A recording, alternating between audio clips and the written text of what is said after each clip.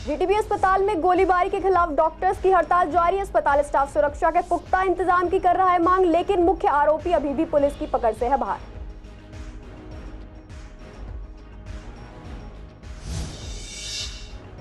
PUC केंद्र की हड़ताल से वाहन चालकों की बड़ी परेशानी। पीयूसी बनवाने के लिए जगह जगह पड़ रहा है भटकना, कहीं खुले तो कहीं बंद है पीयूसी सेंटर।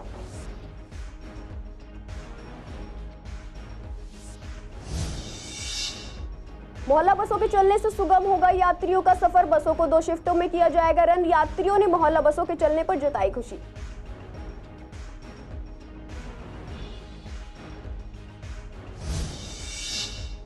महंगाई ने तोड़ी आम जनता की कमर। रसोई पर पड़ रहा महंगाई का सीधा असर। बढ़ती महंगाई में घर चलाना हुआ मुश्किल।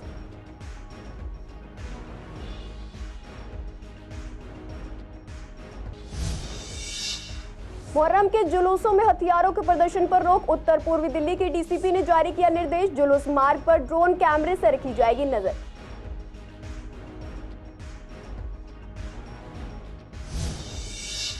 नमस्कार, आप देख रहे हैं सीसीएन लाइव। मैं हूं आपके साथ शिवानी तिवारी। स्वागत है आपका हमारे खास कार्यक्रम पूर्वी दिल्ली खास में। बुलेटिन की शुरुआत करते हैं कुछ अहम खबरों के साथ। जीटीबी अस्पताल में सर्जिकल वार्ड में गोलीबारी की घटना के विरोध में नर्सिंग यूनियन और रेजिडेंट डॉक्टर और अन्य स्टाफ की सुरक्षा की गारंटी की मांग को लेकर अनिश्चितकालीन हड़ताल जारी है। आज भी उनका प्रोटेस्ट जारी रहा। डॉक्टर का कहना है कि जब तक उन्हें पूरी तरीके से आश्वासन नहीं दिया जाएगा कि यहाँ सुरक्षा के इंतजाम है, तब तक उनका प्रोटेस्ट ऐसे ही जारी रहेगा। आपको बता दें, गोलीकांड में पुलिस ने 2 आरोपियों को गिरफ्तार कर लिया, लेकिन मुख्य आरोपी अभी भी पुलिस की पकड़ से बाहर है। पुलिस मुख्य आरोपी के साथ एक और आरोपी की तलाश में है। बताया जा रहा है इसमें 4 आरोपी शामिल थे, जिनमें से 2 को पुलिस ने कल ही पकड़ लिया था। मिली जानकारी के मुताबिक अमन नाम का आरोपी जिसने वार्ड में गोली चलाई थी, वह अभी पकड़ से बाहर है। वो मारने किसी और को आए थे, बट वो कोई एक नाबालिग दूसरा आदमी फंस गया उसमें, और बेचारा उसकी जान गई। उसकी कोई गलती थी नहीं। अगर सिक्योरिटी व्यवस्था अच्छी होती तो शायद ये सब बातें नहीं होती और हम इसको बच सकते थे इसमें। तो ये सब इनको देखते हुए तो सिक्योरिटी की बहुत ज़रूरत है जीटीबी में। अब प्रशासन कब जागेगा। 10 दिन पहले भी सेम हुआ है। 50 लोग चाकू लेके हमारे डॉक्टर के ऊपर हमला किया है। हमारे डॉक्टर बेमुश्किल, बड़ी मुश्किल स्टाफ और डॉक्टर बच के भाग पाए हैं। वो कैसे अपनी सिक्योरिटी खुद रखें। हमने सोचा हम पेशेंट को देखें या फिर अपने मरीजों से अपनी सेफ्टी खुद करें। कल से हम स्ट्राइक पे हैं यहाँ, कल 9 बजे सुबह से। और परसों एक इंसिडेंट हुआ यहाँ पे 4 बजे के करीब कि वार्ड 24 यानी कि 24 नंबर वार्ड में एक अनजान आदमी पिस्टल लेके घुस जाता है और वहाँ पे दनादन फायरिंग शुरू कर देता है। हमारे रेजिडेंट डॉक्टर्स जो वहाँ पे प्रेजेंट थे, जो एक फीमेल रेजिडेंट डॉक्टर वहाँ पे प्रेजेंट थी, वो आज अभी भी सदमे में है। उसको समझ में नहीं आ रहा कि ये हुआ क्या उसके साथ, कि उसको उसके आंखों के सामने एक पेशेंट को गोली मारी गई है। और हमें ये पता चला कि जो इंसान जिसको गोली मारने आया था वो किसी और को ही गोली मार के चला गया। तो मतलब ये जो जीटीबी में इस तरह से हरकतें हो रही हैं। और उसके 4 दिन पहले भी यहाँ एक मॉब 40-50 लोगों की शार्प ऑब्जेक्ट लेके अंदर घुस जाती है और CLR सेंट्रल लेबर रूम में हमारे जो फीमेल डॉक्टर्स थे उनको पूरी तरह से प्रताड़ित किया गया। वहाँ पे बहुत परेशान किया गया। वो एकदम ऐसा लग रहा था उनको कि उनकी जान चली जा सकती थी। दिल्ली के पेट्रोल पंप पर बने प्रदूषण जांच केंद्र शुल्क बढ़ोतरी की मांग को लेकर अनिश्चितकालीन हड़ताल पर चले गए। मंगलवार को भी सभी पेट्रोल पंप पर पीयूसी केंद्र बंद रहे। जो लोग अपनी गाड़ी में प्रदूषण की जांच कराने आए, उन्हें वापस लौटना पड़ा। दूसरे दिन भी दिल्ली के सभी केंद्र बंद रहे, जिसके कारण वाहनों की प्रदूषण जांच कराने आए लोगों को परेशानी का सामना करना पड़ा। इस समस्या पर जब हमारी संवाददाता सोनिया शर्मा ने पूर्वी दिल्ली के विवेक विहार, CBD ग्राउंड और आनंद विहार पर बने पीयूसी सेंटर का जायजा लिया, तो सभी सेंटर बंद नजर आए। हालांकि ककरडुमा में एक पीयूसी सेंटर खुला भी नजर आया। इस पर पीयूसी कर्मचारी ने बताया कि पेट्रोल पंप के मैनेजर द्वारा पीयूसी सेंटर खुला रखने के लिए कहा गया है। वहीं कई जगह सेंटर बंद होने से लोगों को काफी परेशानी भी हो रही है। इस पर जनता का कहना है कि पीयूसी के बनवाने के लिए उन्हें कई जगह भटकना पड़ रहा है, क्योंकि पेट्रोल पंप के अलावा ये सेंटर और कितनी जगहों पर बने हैं इनकी जानकारी लोगों को नहीं है। वहीं जो सेंटर खुले हैं उन पर काफी भीड़ है। साथ ही जनता का कहना है जब तक इन सेंटर की हड़ताल चलती है तब तक ट्रैफिक पुलिस को प्रदूषण चालान पर रोक लगना चाहिए, क्योंकि जनता पहले ही पीयूसी सेंटर के बंद होने से परेशान है। वहीं अगर चालान हुआ तो सीधे 10,000 भरने पड़ेंगे। हाँ, फिर तो प्रॉब्लम होती। फिर क्या करते हैं? फिर कुछ भी नहीं, चालान कटाते। चालान कटता? और क्या, जो पेट्रोल डलवाने आता है साथ के साथ में वो पोल्यूशन भी करा लेता है, फिर उसको दिक्कत नहीं होती। ये सेंटर खुलने चाहिए और वो तो इस पे ही खुलने चाहिए, पेट्रोल पंप पे ही। अदरवाइज अगर पेट्रोल यहाँ डलवा रहे फिर पोल्यूशन सेंटर जाएंगे तो पेट्रोल की वेस्टिंग होगी और टाइम की भी। देखो वो तो आम आदमी के ऊपर डिपेंड करता है अगर कोई सर्विस वाला है उसके लिए तो कोई फ़र्क नहीं है, अगर कोई दिहाड़ी मजदूर वाला है उस पर दिक्कत आएगी ना फिर। यूनियन के साथ है पर ओनर की भी तो सुननी पड़ेगी, और सैलरी तो ओनर ने देनी है ना, यूनियन ने तो देनी नहीं है। ये बता तो लोग ज़्यादा आ रहे हैं क्या आपके पास? वही है पहले सेम, पहले कह रहे हैं 2 व्हीलर के 80 हो जाएंगे और 4 व्हीलर के पेट्रोल के 110 और डीजल के पता नहीं क्या बताए हैं। अभी क्या रेट चल रहे हैं? 2 व्हीलर के 71, 4 व्हीलर के 95 और डीजल के 118। ऑल्टरनेटिव सॉल्यूशंस निकालने चाहिए कि किस तरह से लोगों को प्रॉब्लम ना हो और टाइमली पीयूसी जिसको भी कराना है करा सकें। ऑल्टरनेटिव सॉल्यूशंस निकालने चाहिए, उसके बाद फिर चलान का सोचना। ऑब्वियसली बिल्कुल होगी। मुझे पेट्रोल पंप्स के अलावा और कोई सेंटर नहीं पता, तो अगर ये क्लोज्ड रहे और मुझे टाइम आया रिन्यू कराने का तो मुझे सर्च करना पड़ेगा पहले से कि पेट्रोल पंप्स के अलावा और कहाँ पे मैं करवा सकता हूँ। अरे काफ़ी ज़्यादा सेंटर्स ओपन कर लें, अच्छा रहेगा ताकि प्रॉब्लम्स ना हो। बस थैंक यू। काफ़ी लंबी चलने वाली है, तो चलान कुछ मिलना चाहिए। मैंने दोनों सहमति से जो बढ़िया रहे पब्लिक के लिए, that will be better option. Ma'am problem बहुत हो रही है क्योंकि जहाँ पर भी कहीं नई जगह खुले हैं वहाँ पर लाइन बहुत है, रश बहुत है।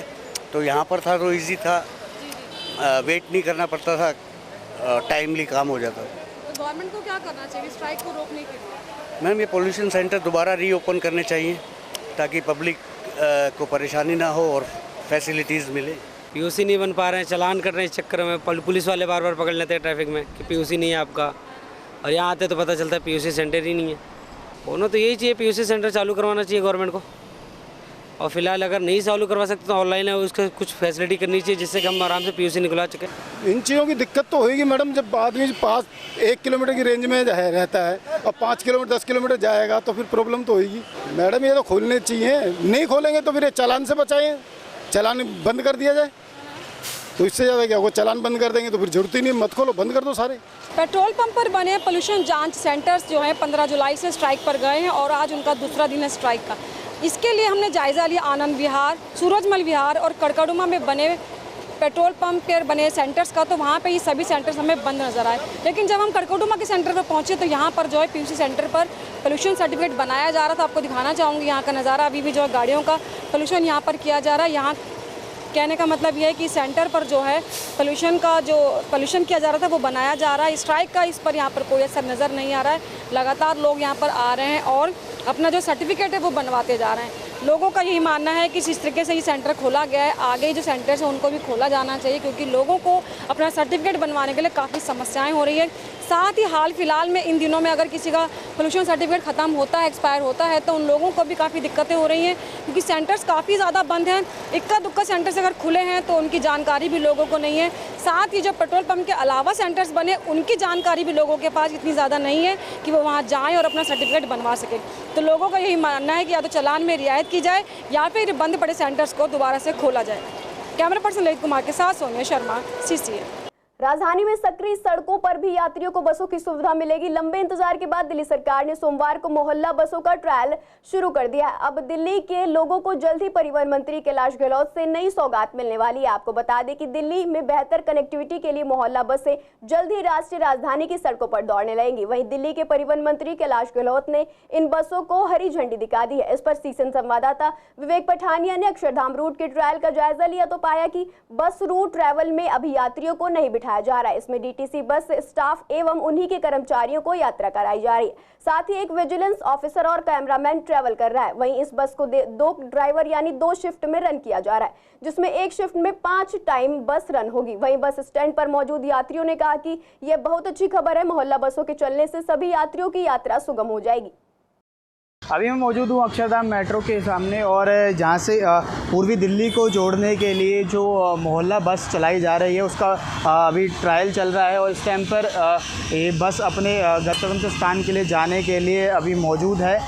बेसिकली जब हमने इस प्रशासन से बात की थी तो उन्होंने यही बताया कि अभी मोहल्ला बस का ट्रायल चल रहा है ऑन रोड, जो कि पूर्वी दिल्ली के अक्षरधाम से मयूर विहार फेज़ 3 को जोड़ेगा और विभिन्न जगहों से होके निकलेगा। लेकिन उन्होंने अभी बताया कि पूर्णतः अभी पब्लिक को समर्पित नहीं की गई है, इसमें केवल ट्रायल बेसिस वीडियो डीटीसी बना रही है और डीटीसी के ही स्टाफ इसमें भी सफ़र कर रहे हैं। वीडियो जर्नलिस्ट अतुल भारद्वाज के साथ मैं विवेक पठानिया, CCN।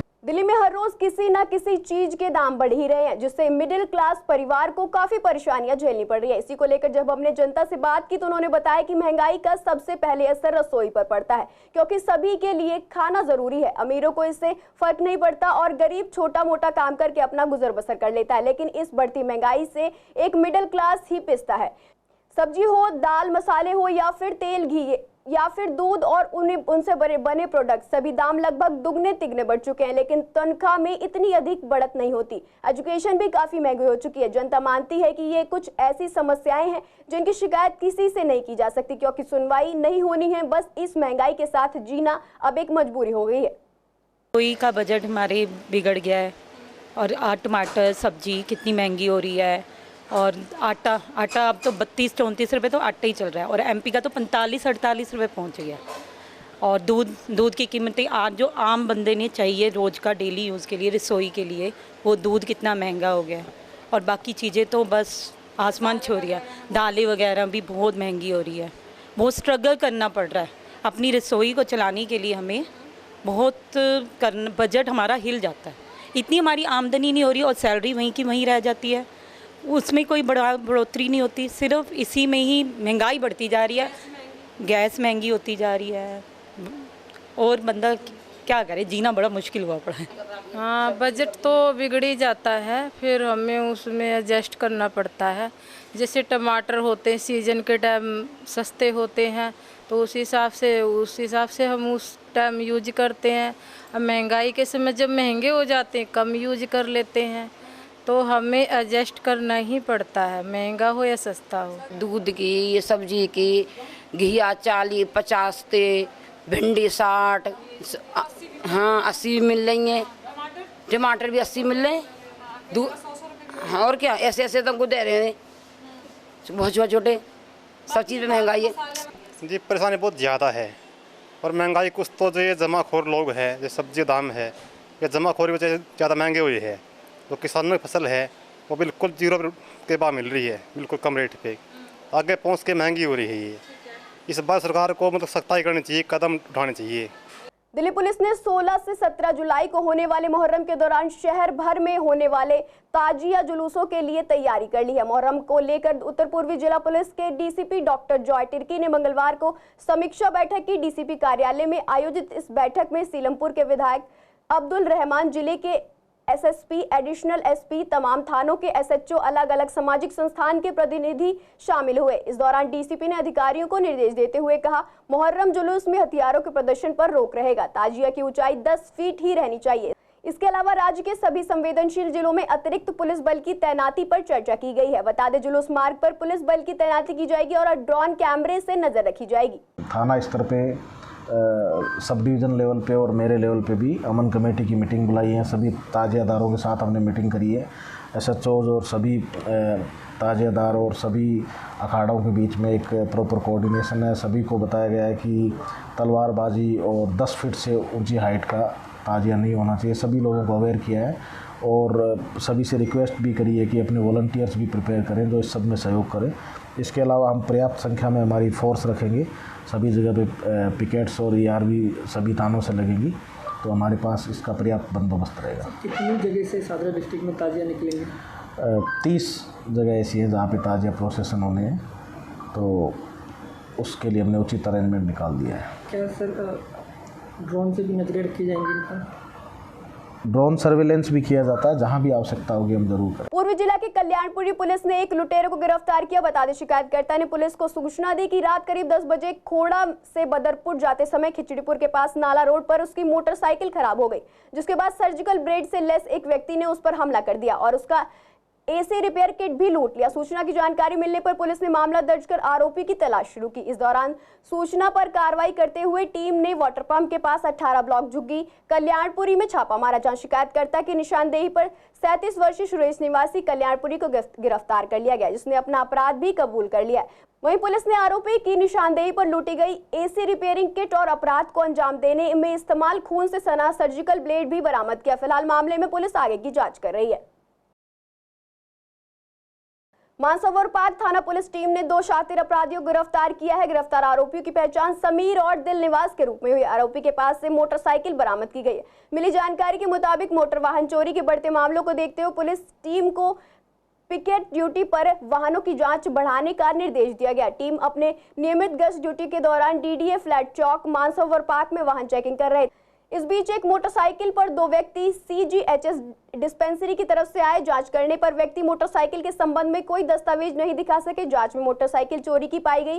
पुलिस ने आरोपी को गिरफ्तार कर लिया। बता दें, समीर एक चिन्हित अपराधी है जो स्नैचिंग, आर्म्स एक्ट और चोरी के मामलों सहित 9 मामलों में शामिल पाया गया है, जबकि दिल निवासी चोरी के 1 मामले में शामिल है।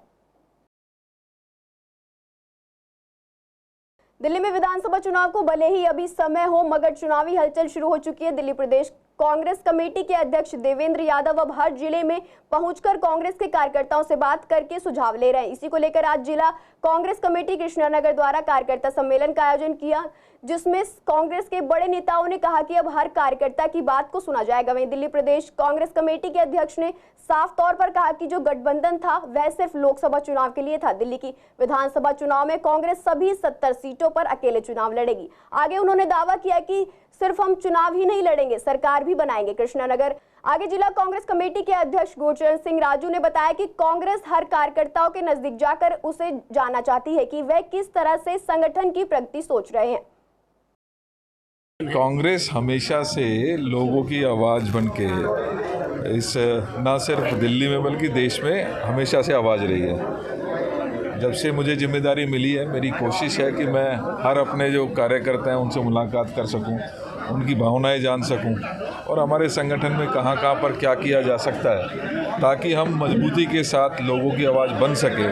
उसके लिए एक प्रयास है और लगातार हम हर डिस्ट्रिक्ट में इस तरीके का आयोजन कर रहे हैं, जहां मुझे बहुत खुशी है कि बहुत अच्छे सुझाव हर तरफ से मिल रहे हैं। उसी क्रम में आज राजू भाई जी ने यहाँ कृष्णानगर डिस्ट्रिक्ट में रखी है। मुझे उम्मीद है कि यहाँ पर भी जैसे इनकी अगुवाई में मजबूती के साथ कांग्रेस चल रही है और आगे इसको कैसे कर सकते हैं उसके बारे में चर्चा हो। देवेंद्र यादव जी हमारे जो आए हैं सेंटर पहली बार हमारे तो जिले में आए हैं, उनका हम अभिनंदन करेंगे और अभिनंदन करने के बाद में जो प्रतिक्रिया बनाई है, जो सिस्टम बनाया है वो ये बनाया है कि आज वो कार्यकर्ताओं को सुनेंगे, खुद नहीं बोलेंगे। खुद एक बारी लास्ट में बस एक जना बोलेगा जो उन्होंने वहाँ से हमें अपना मिला है प्रोग्राम। इसमें यही होगा जो हमारे BLA1 हैं, जो हमारे ब्लॉक अध्यक्ष हैं या जो हमारे सीनियर लीडर हैं, जो हमारे काउंसलर लड़े हुए हैं, जो हमारे बूथों पर बैठते हैं लोग हमारे, उनसे आज हम अपने विचार साझे करेंगे। पूरी दिल्ली की सड़कों में अधिकतर की हालत खराब पड़ी है। सड़कों की हालत जगह जगह से टूटी हुई है, जिससे आने जाने वाले लोगों को काफी दिक्कतों का सामना करना पड़ रहा है। बता दें, इसी समस्या पर सीसन संवाददाता ने न्यूज विश्वासनगर का जायजा लिया तो पाया कि यहाँ की सड़कों की हालत जर्जर पड़ी है, जिससे आने जाने वाले लोगों को परेशानी होती है। यहाँ के स्थानीय लोगों बताते हैं कि ये सड़क सालों से टूटी पड़ी है। इसमें जगह जगह गड्ढे भी बने हुए हैं, जिनसे ई-रिक्शा और 2 पहिया वाहन आए दिन पलट जाते हैं और कई लोग हादसे का शिकार भी हो जाते हैं, जिस पर प्रशासन भी कोई ध्यान नहीं दे रहा है। सड़क तो ये गड्ढे हुए हुए हैं, कई बार गाड़ी भी फिसल के गिर जाती है। नहीं, गाड़ी गिर जाती है, स्कूटी गिर जाती है। हाँ जी, ये अम्बेडकर पार्क के सामने मेन चीज़ है, अम्बेडकर पार्क का पीछे रहता है, यहाँ से विश्वास नगर लग जाता है इलाका। मैडम देखा था शादी की साड़ी, आप यहाँ से कहीं भी निकल जाओ, आपका खाना हजम हो जाएगा 5 मिनट के अंदर, और कहीं हो जाए अतड़ी बाहर ना आ जाए। इतने झटके लगते हैं, सारी सड़कें बनी नहीं हैं। अगर बीजेपी देखोगे तो कहेंगे कांग्रेस वाले करेंगे, कांग्रेस वाले आम आदमी करेंगे, सुनाई किसी की नहीं। सारा कचरा यहाँ भर जाता है, गोबर वोबर आके भैंसों का, गाय का, यहाँ इतना साफ करना पड़ता है। बारिश के बाद यहाँ पे हालत तो ये देख ही रहे हैं आप, ये सभी जगह की तो बनी चुकी है, बस ये टुकड़ा ही है बस जो भागा है बेचारा।